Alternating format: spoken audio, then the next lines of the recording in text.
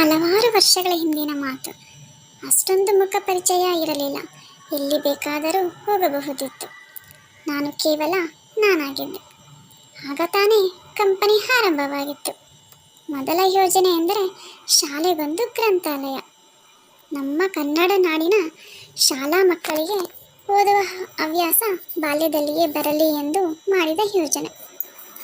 ಓದುವುದು ಉತ್ತಮ ಅಭ್ಯಾಸ. ಇತ್ತೀಚೆಗೆ ಟಿವಿ ಹಾವಳಿಯಿಂದ ಈ ಹವ್ಯಾಸ ಕಡಿಮೆಯಾಗಿದೆ. ಪುಸ್ತಕ ಪ್ರಪಂಚ ಅನುಭವದ ಭಂಡಾರವನ್ನೇ ತೆರೆಯುತ್ತದೆ. ಸರಿಯಾದ ಪುಸ್ತಕ ಹುಡುಕುವುದು, ಅದನ್ನು ತಲುಪಿಸುವುದು ಇದೊಂದು ನಿರಂತರ ಯೋಜನೆ. ಇದರ ಅಡಿಯಲ್ಲಿ 10,000 ಗ್ರಂಥಾಲಯವನ್ನು ನಾವು ಸ್ಥಾಪಿಸಿದ್ದೇವೆ. ಇದಕ್ಕೆ ಸುಮಾರು 4 ಕೋಟಿ ರೂಪಾಯಿ ವೆಚ್ಚದ ಕನ್ನಡ ಪುಸ್ತಕಗಳನ್ನು 7 ವರ್ಷಗಳಲ್ಲಿ ಕೊಂಡಿದ್ದೇವೆ. ಈಗ ನಾನು ನಿಮಗೆ ಹೇಳುವ ಕತೆ 6 ವರ್ಷಗಳ ಹಿಂದೆ ನಡೆದ ಘಟನೆ. ಆಗ ತಾನೇ ಆರಂಭಿಸಿದ ಯೋಜನೆ. ಅನುಭವನೂ ಸಹ ಕಡಿಮೆ. ಆಗ ಯಾವುದೇ ಸಿಬ್ಬಂದಿ ವರ್ಗ ಇರಲಿಲ್ಲ. ಅದೊಂದು ಚಿಕ್ಕ ಕೋಣೆ. ಗ್ರಂಥಾಲಯದಲ್ಲಿ ಪುಸ್ತಕ ಹಾಕುವ ಮುನ್ನ ಓದಿ ನಂತರ ಹಾಕುತ್ತೇವೆ. ಆಗ ಬಾಗಿಲ ಶಬ್ದವಾಯಿತು. ತಲೆ ಎತ್ತಿ ನೋಡಿದಾಗ 50 ದಾಟಿದ ಒಬ್ಬರು ಬಂದರು. ನಾನು ಬನ್ನಿ ಎಂದು ಅನ್ನುವ ಮೊದಲೇ ಬಂದು ಕುರ್ಚಿಯ ಮೇಲೆ ಕುಳಿತು, ಸ್ವಲ್ಪ ಎಸಿ ಜಾಸ್ತಿ ಮಾಡಮ್ಮ, ತುಂಬ ಸೆಕೆ ಆಗ್ತಾ ಇದೆ. ನನ್ನ ಪರಿಚಯ ಮಾಡಿಕೊಳ್ಳುವ ಮೊದಲೇ, ನೀನು ಸಿಬ್ಬಂದಿ ಅಲ್ಲವೇ? ನಿಮ್ಮ ಮೇಡಮ್ ಎಲ್ಲಿ? ಇನ್ನೂ ಬಂದಿಲ್ಲವೇ ಎಂದರು. ಯಾಕೋ ಆ ರೀತಿ ಕೇಳಿದರು ಎಂದು ತಿಳಿಯಲಿಲ್ಲ. ಅವರು ನನ್ನನ್ನು ಸೆಕ್ರೆಟರಿ ಎಂದು ಅಂದುಕೊಂಡಿದ್ದರು. ನನಗೂ ಮೋಜೇ ಅನಿಸಿತು. ಯಾಕಂದರೆ ನಾನು ಕಾಟನ್ ಸೀರೆ ಹುಟ್ಟ ನನ್ನನ್ನು ನೋಡಿ ಹಾಗೆನಿಸಿದ್ದರೆ ಅಚ್ಚರಿ ಏನಿಲ್ಲ. ನನಗೂ ಒಬ್ಬಳೇ ಇದ್ದು ಬೇಸರವಾಗಿತ್ತು. ನೋಡೋಣ ಎಂದು ಸುಮ್ಮನಿದ್ದೆ. ಹೌದು, ನಾನು ಅವರ ಸೆಕ್ರೆಟರಿ. ತಾವು ಯಾರು? ನಾನೇ ಅವರ ಬಾಲ್ಯ ಸ್ನೇಹಿತ. ನಾವು 5 ವರ್ಷ ವಯಸ್ಸಿನಿಂದ ಸ್ನೇಹಿತರು. ನಿಮ್ಮ ಊರು ಯಾವುದು? ಬೆಂಗಳೂರು. ನಮ್ಮ ಮೇಡಮ್ ಹುಬ್ಬಳ್ಳಿಯವರು ಅಲ್ಲವೇ? ನಿನಗೇನು ಗೊತ್ತಮ್ಮ, ಈಗ ಬಂದ ಸೆಕ್ರೆಟರಿ. ಚಿಕ್ಕಮ್ಮ ಬೆಂಗಳೂರಿನಲ್ಲಿ ನಮ್ಮ ಮನೆ ಪಕ್ಕದಲ್ಲಿಯೇ ಇದ್ದರು. ರಜೆಗೆ ಬಂದಾಗ ನಮ್ಮ ಮನೆಯಲ್ಲಿಯೇ ಊಟ ತಿಂಡಿ. ಯಾಕಂದರೆ ನನಗೆ ಚಿಕ್ಕ ಮನೆ ಇರಲಿಲ್ಲ. ನಾನು ತುಂಗಭದ್ರೆಯನ್ನು ದಾಟಿ ಬೆಂಗಳೂರಿಗೆ ಹೋಗಿರಲಿಲ್ಲ. ಅಜ್ಜಿ ತಾತನ ಜೊತೆ ಕಳೀತಿದ್ದೆ. ಅವರ ಮಾತು ಮುಂದುವರೆಸಿದರು. ಅವಳು ನನ್ನ ಎಂಥ ವಿಶ್ವಾಸ ಇಟ್ಟಿದಳು ಅಂತಂದರೆ, ನಾನು ಕೇಳಿದೆ ಏನು ಕೆಲಸನೂ ಮಾಡ್ತಾ ಇರಲಿಲ್ಲ. ನನ್ನ ಅಭಿಪ್ರಾಯ ಇಲ್ಲದೆ ಏನೂ ಮಾಡ್ತಾ ಇರಲಿಲ್ಲ. ಹೌದೇ?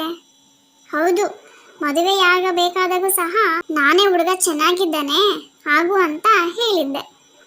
ಛತ್ರಕ್ಕೂ ನಾನೇ ಅಡ್ವಾನ್ಸ್ ಕೊಟ್ಟೆ. ನಿಮ್ಮ ಮೇಡಮ್ ಎಂಥವರು?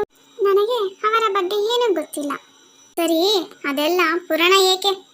ನಿಮ್ಮ ಮೇಡಮ್ಗೆ ಫೋನ್ ಮಾಡಿ, ನನ್ನ ಪುಸ್ತಕ ಅದು ಮಕ್ಕಳಿಗಾಗಿ ಬರೆದದ್ದು. ನೀವು ನನಗೆ ಪ್ರಾಜೆಕ್ಟ್ ಕೊಡಲೇಬೇಕು. ಕೊನೆ ಪಕ್ಷ 500 ಪುಸ್ತಕಗಳು ಆದರೂ ಬೇಕು ಅಂದಿದ್ದಕ್ಕೆ ನಾನು ಕೆಲಸ ಕಾರ್ಯ ಬಿಟ್ಟು ಬಂದಿದ್ದೀನಿ. ಇದರಲ್ಲಿ 500 ಪುಸ್ತಕ ಇದೆ. ಬಿಲ್ ಬರೆ, ಚೆಕ್ ಬರೆದು ಕೊಡು. ನಾನು ಹೋಗಬೇಕು. ನನಗೆ ಸನ್ಮಾನ ಇದೆ, ಹೋಗಬೇಕು. ನನ್ನ ಇತಿಹಾಸದ ಬಗ್ಗೆ ನನಗೆ ಅಚ್ಚರಿಯಾಯಿತು. ನನ್ನದು ಪ್ರೇಮ ವಿವಾಹ. ಯಾವ ಜಾತಕ ಯಾರಿಗೂ ತೋರಿಸಿಲ್ಲ.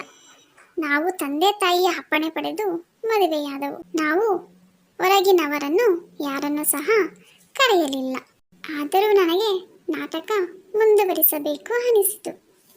ನೀವು ಕಂಪನಿ ಕಟ್ಟಬೇಕಾದ ಸಹಾಯ ಮಾಡಿದ್ದೀರಾ ಎಂದೆ.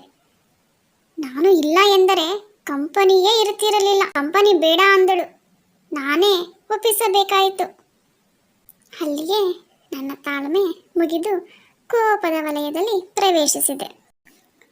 ಅವರನ್ನು ಕೋಪದಲ್ಲಿ ನೋಡುತ್ತಾ ಕಠಿಣವಾಗಿ, ಮಾನ್ಯರೇ, ಸುಳ್ಳಿಗೂ ಒಂದು ಮಿತಿ ಇದೆ. ಬೆಕ್ಕು ಕಣ್ಣು ಮುಚ್ಚಿ ಹಾಲು ಕುಡಿದರೆ ಜಗತ್ತಿಗೆ ತಿಳಿಯದೆ ನೀವು ಹೇಳಿದ್ದು ಪ್ರತಿಯೊಂದು ಸುಳ್ಳು. ನನ್ನ ಊರು ಹುಬ್ಬಳ್ಳಿಯಲ್ಲಿಯೇ ಇದೆ. ನಾನು ವೃತ್ತಿಯಿಂದ ಇಂಜಿನಿಯರ್. ಆದ್ದರಿಂದಲೇ ಕಂಪನಿ ಕಟ್ಟಲು ಸುಲಭವಾಗಿತ್ತು. ನಿಮ್ಮನ್ನು ನಾನು ಮೊದಲ ಬಾರಿಗೆ ನೋಡುತ್ತಿದ್ದೇನೆ. ನನ್ನ ಹಾಗೂ ಅವರ ಬಗ್ಗೆ ನೀವು ಯಾವ ಧೈರ್ಯದಿಂದ ಸುಳ್ಳನ್ನು ಹೇಳುತ್ತಿದ್ದೀರಿ? ಸಾಹಿತಿಯಾದ ನಿಮಗೆ ಸತ್ಯವೇ ದೇವರೆಂದು ತಿಳಿಯಲಿಲ್ಲವೇ? ನಿಮ್ಮ ಪುಸ್ತಕ ಎಷ್ಟೇ ಚೆನ್ನಾಗಿರಬಹುದು, ಅದಕ್ಕೆ ಪ್ರಶಸ್ತಿಯೇ ಬಂದಿರಬಹುದು, ಅದು ಸುಳ್ಳೇ ಇರಬಹುದು. ನಾನು ಖಂಡಿತವಾಗಿಯೂ ಆ ಪುಸ್ತಕವನ್ನು ಕೊಳ್ಳುವುದಿಲ್ಲ. ನಿಮ್ಮಂಥ ಸಾಹಿತಿಗಳು ಎಂದೂ ಸತ್ಯವನ್ನು ಬರೆಯುವುದಿಲ್ಲ. ಕೇವಲ ಪುಸ್ತಕ ಮಾರುವುದಕ್ಕಾಗಿ ಸುಳ್ಳಿನ ಸರಮಾಲೆಯನ್ನೇ ಹೇಳುತ್ತೀರಿ. ನನ್ನ ದೃಷ್ಟಿಯಲ್ಲಿ ನೀವು ಸಾಹಿತಿಗಳೇ ಅಲ್ಲ. ನಿಮ್ಮ ಪುಸ್ತಕವನ್ನು ನಮ್ಮ ಮಕ್ಕಳು ಓದುವ ಕಾರಣವಿಲ್ಲ. ನನ್ನ ಪುಸ್ತಕ ಚೆನ್ನಾಗಿದೆ, ಕೊಂಡುಕೊಳ್ಳುತ್ತೀರಾ ಎಂದು ಕೇಳಿದ್ದರೆ ಬಹುಶಃ ನಾನು ಪರಿಶೀಲಿಸುತ್ತಿದ್ದೇನೇನೋ. ಏನೋ, ದಯವಿಟ್ಟು ನೆನಪಿಟ್ಟುಕೊಳ್ಳಿ, ಉತ್ತಮ ಸಾಹಿತಿಯಾಗಲು ಉತ್ತಮ ಮಾನವೀಯರಾಗಿರಬೇಕು. ನನ್ನ ಮಾತು ಕೇಳಿ ಅವರ ಮುಖದ ಮೇಲಿನ ನೀರಿಳಿದಂತಾಯಿತು. ಅವರಿಗೆ ಉತ್ತರ ಕೊಡಲು ಯಾವ ಶಬ್ದವೇ ಇರಲಿಲ್ಲ. ಭಾರ ಸುಟ್ಟ ಬೆಕ್ಕಿನಂತೆ ಮೌನವಾಗಿ ಎದ್ದು ಕೈಯಲ್ಲಿ ಪುಸ್ತಕದ ಹೊರೆಯನ್ನು ಹಿಡಿದುಕೊಂಡು ಹೊರಟು ಹೋದ. ಚಿರಪರಿಚಿತನಂತೆ ಬಂದವನು ಅಪರಿಚಿತನಂತೆ ಎದ್ದು ಹೋದ.